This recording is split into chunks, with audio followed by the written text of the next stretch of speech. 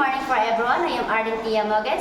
Today, we are now in the Unit 4, Analysis and Interpretation of Assessment Result. Statistics is very important in analysis and interpretation of assessment results. This is necessary in describing and interpretation of performance of the learners.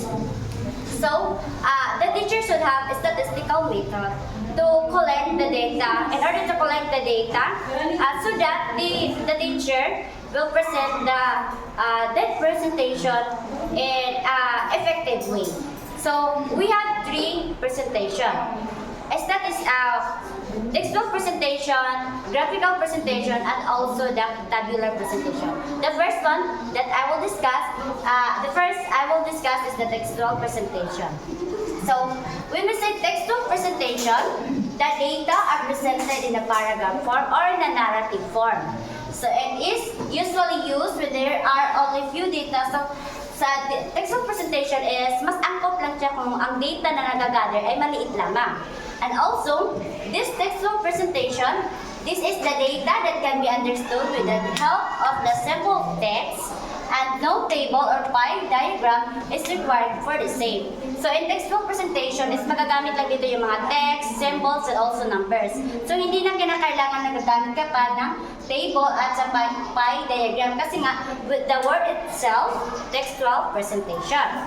And also this is very important when you are gathering qualitative statement or data. This is very mas akop to sa pagkukuha ng data.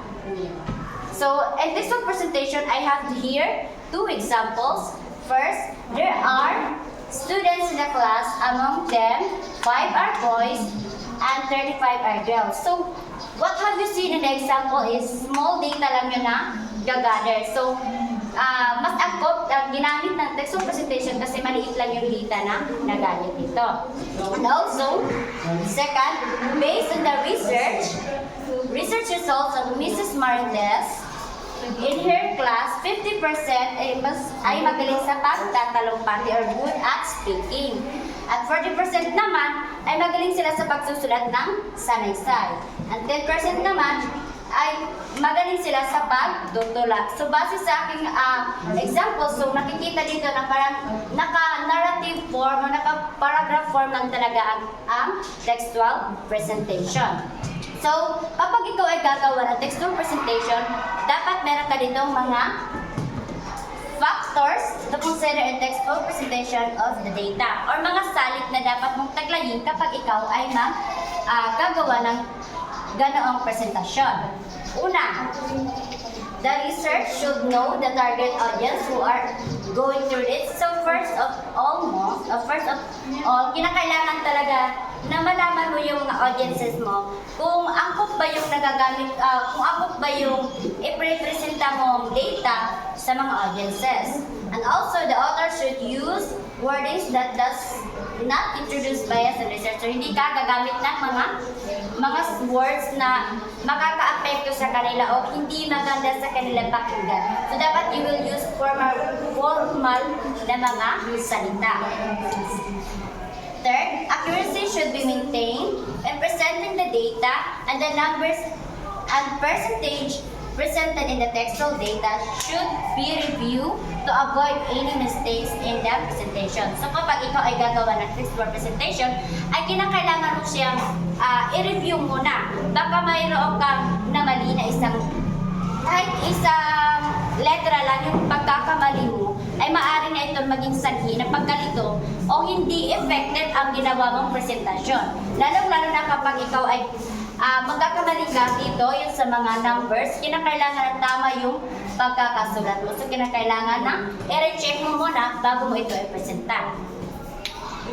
And also, fourth, to make it easier for the audience to comprehend the important points in data, the researcher should avoid unnecessary details. So, hindi na kinakailangan na i-input mo na yung mga hindi naman kailangan na mga data. So, kinakailangan para mas madali nilang maunawaan yung mga importante lang ang iprepresenta mo. Direct to the point lang talaga. So, 5, try to shorten longer phrases wherever possible mix two phrases when they can be combined as well. So, di ba sabi ko kanina, paliitin mo na lang yun. Maaari mo siya pag-isahin kasi mas maliit lang at mas madali nilang maunawaan. And also, one mistake that often research. So, hindi mo na, kapag ikaw gagawa ng textbook presentation, hindi ka gagamit ng ganitong general descriptive words like too much, little, exactly, all, always, never, must, and many more. So, kinakailangan hindi mo ito gagamitin kapag ikaw ay nagnanarito gagawa ka ng ganitong presentasyon. Kasi hindi siya ako mali ito na gamitin sa paggawa mo ng ganitong presentasyon. So, another point to consider is to avoid decorative language while make sure that you use scholarly language in your data presentation. So, sabi ko nga kanina, no, hindi mo na i-input yung mga unnecessary things o yung mga flowering words. So, kinakailangan yung language na gagamitin mo ay yung formal. Nang sa gayon ay mas madaling maunawaan, lalong-lalo na kasi ganitong presentasyon ay formal talaga. So, you will use language that formal that will easy for them to comprehend the text, to understand. So, and that's it for the textbook presentation. Thank you.